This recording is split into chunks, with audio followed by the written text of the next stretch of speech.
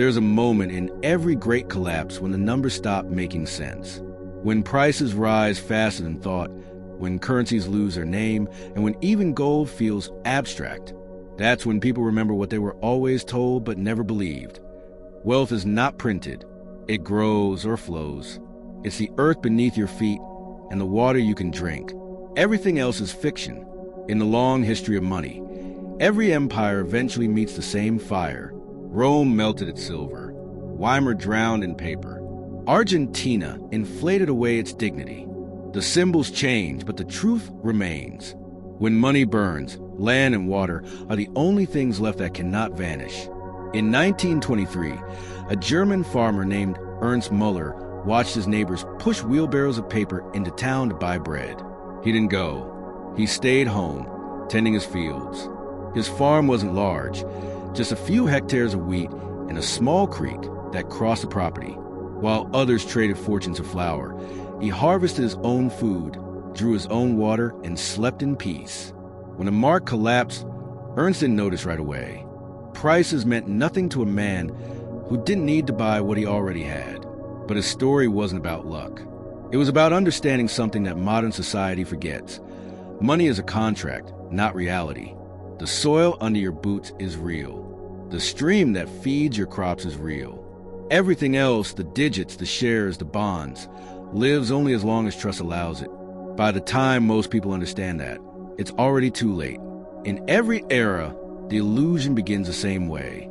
People trade labor for paper, paper for goods, goods for comfort. Comfort turns into habit, and habit becomes faith. They stop asking what their money means and start assuming it means everything. But when a crisis comes, when the market sees and the banks close, the truth resurfaces like an ancient river. Value never left the earth. We did. The 20th century was built on the promise that land and water no longer mattered, that food could be imported, energy could be extracted, and debt could replace soil. The city replaced a farm. The screen replaced the horizon. We convinced ourselves that prosperity was measured not in resources, but in abstraction. Then came the shocks: oil, debt, inflation, collapse. Each time, the same pattern returned. The ones who survived weren't the richest. They were the most grounded, the ones with field to plant, a well to draw from, or a community to trade with. When the ruble collapsed in 1998, it wasn't the financiers in Moscow who endured. It was the villagers who grew their own potatoes and heated their homes with wood. When Venezuela's bolivar became worthless, it wasn't the bankers who fed their families. It was those who had land, chickens, water, and patience. And yet, in every cycle, we forget again. Land, once seen as a source of stability, became a speculative toy. Investors traded it on screens they never touched. Water, once sacred, became commodity with a price tag. We began selling the two things that made all life possible, turning survival itself into a market product. But history is patient. It waits for our arrogance to grow heavy enough to collapse under its own weight. Imagine this. A currency loses half its value in a year. People hoard food, withdraw cash, panic. Governments promise reform, print more, repeat the mistake. In the background, quietly, the price of farmland doubles. Because when paper loses meaning, soil remembers its worth. Every empire has had its moment of reckoning with the land. In Rome, wealth was measured in acres. In China, dynasties rose and fell under control of rivers. In America, fortunes were built not on factories or banks, but on the soil beneath them. Even Wall Street began with land deeds before it learned how to trade promises instead. When the first great inflation came after the war, nations learned to fear scarcity. They called it resource security. But what they feared wasn't running out of money. It was running out of what money couldn't buy.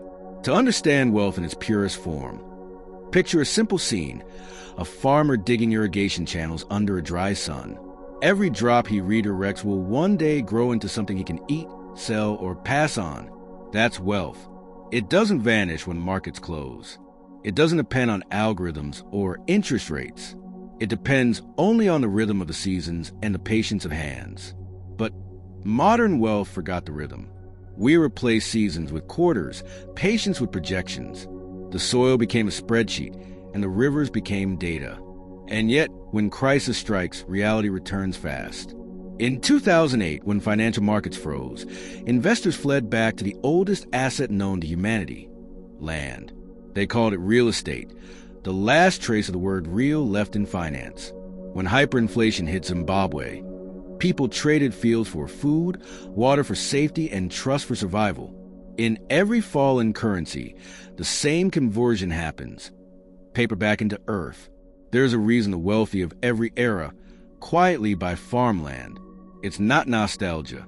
It's insurance. They know that no matter how sophisticated the economy becomes, it still obeys ancient laws. People must eat, drink, and shelter. The rest is noise. Ernst Muller, that German farmer, lived long enough to see another war, another currency, another promise.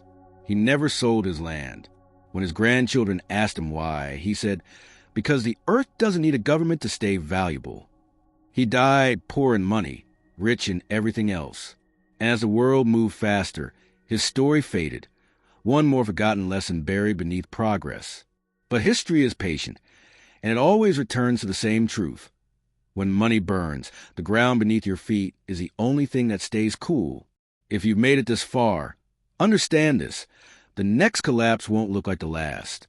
It might come from markets, from energy, from faith itself. But when it does, the same rule will apply. Those who own the sources of life will outlast those who own the symbols of it. And if you want to keep uncovering the lessons hidden beneath history's ashes, subscribe now before the next fire starts. When the markets crashed again in 2008, the panic felt modern, digital, invisible, quiet. Screens flickered instead of shop windows breaking. This time, money didn't burn in hands. It vanished inside algorithms. But the story was the same: wealth that wasn't real dissolving into air. Yet something old reappeared beneath the noise. Investors who once laughed at farms started buying them. Men in tailored suits flew to Iowa, Kansas, and Brazil to stand in muddy fields and ask how irrigation worked. They called it diversification. In truth, it was instinct, the same ancient instinct that makes people dig wells when the heat rises. Land and water, the two assets that need no translation, no government, no screen. The two that obey no man but reward those who respect them. In those years, farmland became the new gold. Hedge funds bought millions of acres across continents. Billionaires fenced deserts and wetlands. Countries leased land in other nations, calling it food security, but it was really wealth insurance. Insurance against paper promises. They didn't say it out loud, but their actions screamed the truth. When systems break, whoever controls food and water controls survival. History had seen it before. The pharaohs of Egypt measured power not in coins, but in grain. Rome taxes provinces not in money, but in wheat. Every empire that lasted learned the same rule: the stability of civilization rests on soil and flow. But the modern world forgot this because comfort breeds amnesia. We live in cities where food appears from elsewhere, where water flows from unseen pipes, and where value means digits on a glowing screen. We built skyscrapers higher than silos and assumed that was progress. Yet when the money stops, the fields don't care. The rivers don't care. They keep doing what they always did: growing, flowing, enduring. During the Greek debt crisis, urban families fled to their ancestral villages, reviving abandoned farms. In Cyprus, during the banking freeze, people traded olive oil and fish when ATMs ran dry. In Sri Lanka, when currency collapsed in 2022, communities reverted to barter, neighbors helping neighbors survive. Each time, the story rhymed. Modern systems cracked, ancient rhythms returned. But owning land and water isn't just about survival. It's about sovereignty. When you can grow food, you are less governable. When you can drink from your own well, you are harder to control. That's why, in every century, power consolidated around those who control these sources. The wars of the future, many quietly admit, will be fought not for ideology, but for resources disguised as markets. The 21st century is already proving it. From the Nile to the Mekong, nations are damming rivers that cross borders. From California to Cape Town, cities ration water, while corporations bottle it. Farmland has become a battlefield of quiet contracts. purchased not for farming, but for leverage. We are witnessing the slow privatization of the planet's bloodstream. And still, the ordinary person forgets. They trade hours for digital numbers and call it wealth. They rent land, buy processed food, and assume that grocery stores are forever. They live further from the source of their survival than any humans in history. But the illusion won't last forever. When confidence collapses, and it always does, the physical world reclaims its authority. Because you can't print food, you can't digitize water, you can't bail out soil. In 2020, when the pandemic shut down supply chains, it wasn't stockbrokers who kept the world alive. It was farmers, truck drivers, fishermen, the keepers of the tangible. When the world stopped, they didn't. They couldn't, because nature doesn't pause for market sentiment. And that is the quiet truth that financial systems try to forget. Real wealth is cyclical, not exponential. You can't grow it faster than the sun rises or water flows. You can only align with it or exhaust it. But in our race to extract, we've mistaken exploitation for prosperity. We drain aquifers faster than they refill, strip soil of nutrients, and call it efficiency. We build towers of credit upon eroded ground, assuming the base will hold. It won't. Sooner or later, the earth sends the bill. In 1930s America, it was called the Dust Bowl. A financial and ecological collapse merged into one. Farmers who once plowed endlessly for profit watched their soil turn to wind. Banks failed. Families fled, and nature reclaimed what greed had borrowed. Today, the same pattern is forming again, not in dust, but in drought. Rivers shrink, crops wither, and energy grids strain.